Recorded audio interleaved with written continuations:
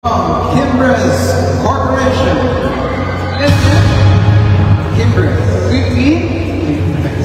CI. Laman akong pag-aari ko na habang buhay kita sisilbihan. Nakita nyo ba yung reaksyon ni Paolo dyan? Yung facial expression niya. Walang deny-deny yan mga chika. Basta ang isinukli niya lang sa ginawang pang-aasar sa kanya ni Vong ay yung ngiti na talaga namang puno ng kilig.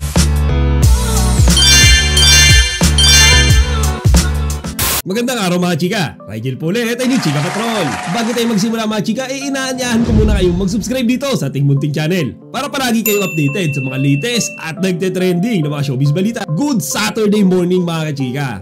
Kape tayo. So quick update lang to about nga ito mga chika, no? Sa Ultra Mega Expo 2024 event na dinaluhan ng ating napakagwapong si Paolo Abilino. This was held mga chika, no? In Okada, Manila dyan sa Paranaque. At dyan nga mga chika, full blast yung mga artista kasi bukod kay Paolo, present din dyan si Sir Agamula, si Vong Navarro, si Bel Mariano, and of course si Pokwa. And nakakatuwa din mga chika, no? Kasi dyan namigay sila ng mga cash prizes doon sa mga masuswerteng mabubunot. So syempre mga chika, tatalakayin natin yung mga naging ganap dyan ng ating idol na si Paolo. So dyan mga chika, as usual ay nagbigay or umawit si Paolo ng mga paborito niyang kanta kagaya ng Prinsesa at yung Ako'y Sa'yo at Ika'y Akin Lamang. Sabihin niya sa oras pagkalam siya. Maglakad tayo sa iyong kaharian. Laman akong pag-aari ko na habang buhay kita sisilbihan. Aking prinsesa, prinsesa, na ako'y sa'yo ay akin lang. Okay. Wala pa ulit.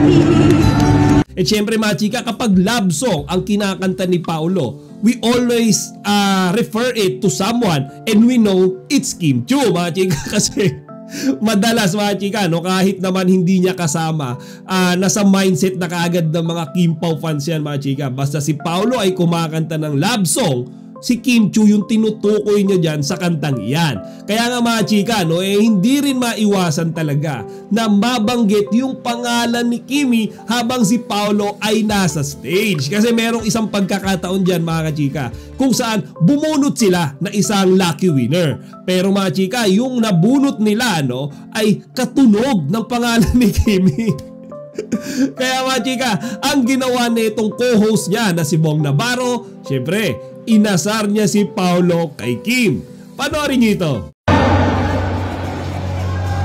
From Kimbres Corporation. Kimbres. CIMBRES. Ang gwapo. Sophia Arian de la Victoria. O ayan mga chika, nakita nyo ba yung reaksyon ni Paolo dyan? Yung facial expression niya. Walang deny-deny yan mga chika. Basta ang isinukli niya lang sa ginawang pang-aasar sa kanya ni Vong ay yung ngiti na talaga namang puno ng kilig. Kaya sa totoo, ngayong araw sa 8 Showtime mga chika, inaabangan ko ano kaya ang sasabihin ni Vong Navarro mamaya kay Kim Chiu? Kasi panigurado mga chika, hindi niya palalampasin yan. Panigurado, ikukwento niya kay Kimi yung mga ganap nila ni Paolo kahapon nga sa Okada. Kung aasarin man siya mga chika ni Vong ulit kay Paolo, ano kaya yung sa tingin yung magiging reaksyon naman ni Kimi? Aabangan natin mamaya yan mga chika. Samantala, bukod pa nga sa mga fans, ultimo mga chika, yung co-host ni Paolo ay talaga namang gwapong-gwapo sa kanya. Kasi mga chika, ultimo si Pokwa ay talagang niloloko siya kung gaano siya kapogi. Kumbaga hinahatak siya mga chika, parang gusto na siyang angkinin Luto ng laing si Mamang Pokwa. Bukas po ang papakita ko siya. Ang gwapo niya talaga, pait-pat. Siguro nakakawin mo.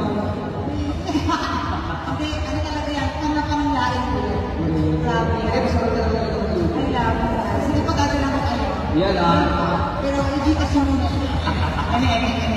Pero ito na, bago tayo bumulot, ng 1 billion and 200,000 pesos, may replacement po. Yes.